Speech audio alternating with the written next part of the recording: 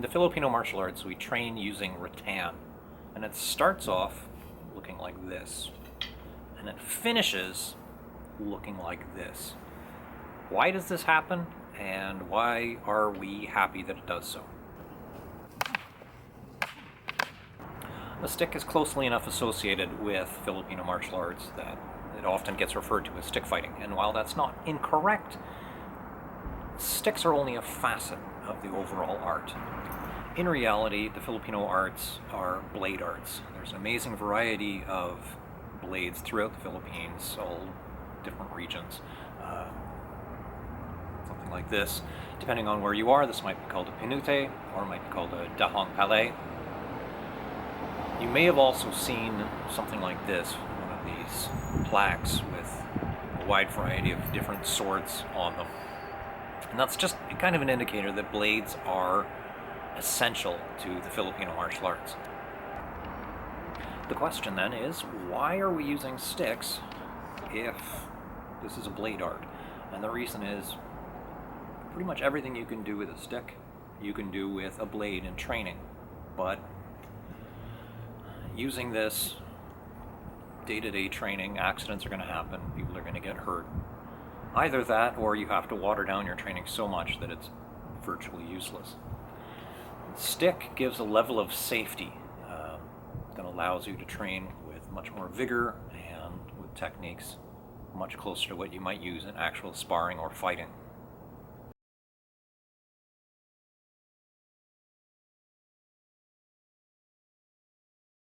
You can see here where I'm doing carenza both with the stick and with the blade, and the movements are essentially the same. Certain aspects have to be taken into account, like blades work better with slicing motions and chopping motions. Sticks don't care about that. Sticks are all about the impact.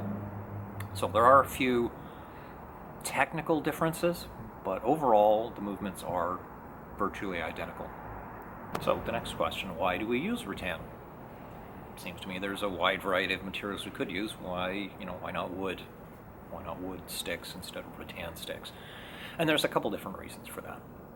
One of them is, at least in the Philippines, rattan is easy to find. You don't have to go searching anywhere for it. Obviously, I'm in Canada. It does not grow here. One of the other nice properties of rattan is that it has some flex to it. It's not a hardwood, it's actually a vine. And the flex allows a little bit of impact absorption. It's easier for you to grip it. The force from the impact stick on stick doesn't get transferred to your hand.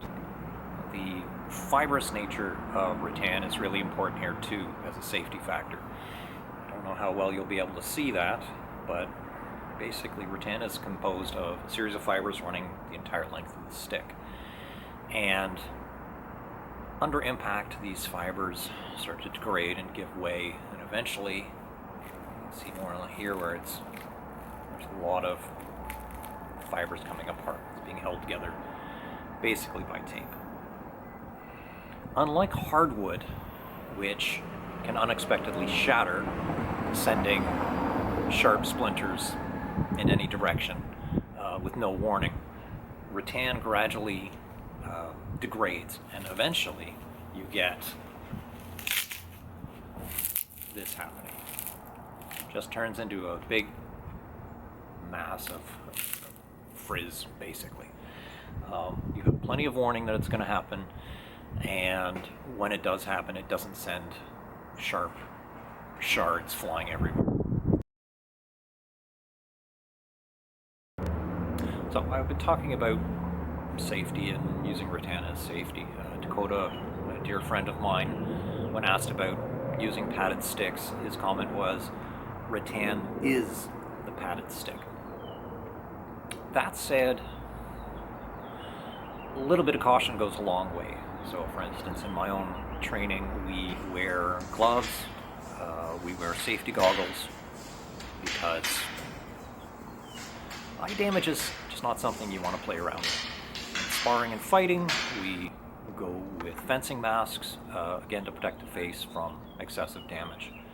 Something you used to see in Arnis, Escrima, whatever, when we'd have a stick like this that would fall apart, we would just cut off a piece here, and we would use this as a knife trainer. It was sort of this same size as a knife, and much like the replacing larger blades, it seemed to do the job, and it didn't really though.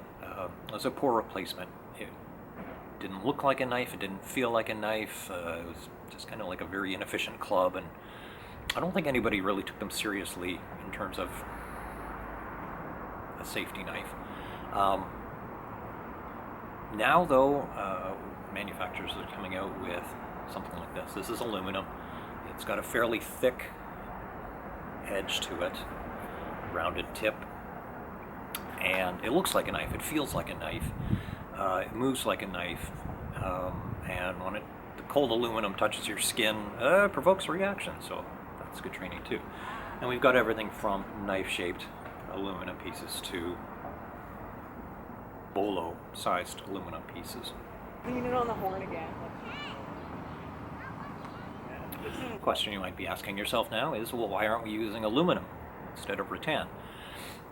There's still that safety factor. Even though this is rounded at the tip, even though this has a blunt edge, rattan is far less dense than aluminum, and this fairly narrow edge really concentrates the force.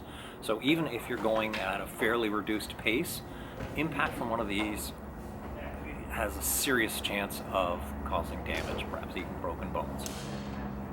Let's get back to stick fighting for a second. So this is a wood called bahi. It comes from the palm tree, and there's a lot of tropical hardwoods found in the Philippines, camagong, bahi, guava, a few others, that are incredibly dense and tough. This feels like you're wielding a piece of pipe. It doesn't feel like wood. Just like the aluminum trainers, there's no way to use these to train safely unless you water down the training to a significant degree. Woods like these would be used in battle. Filipino warriors would go into battle carrying clubs made out of these woods and could wield them very effectively.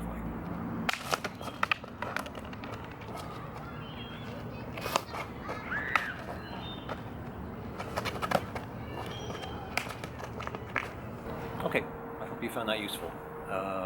Maybe not as instructive as my usual stuff, which is why I larded it down with a lot of sparring footage, but hopefully you got something out of it.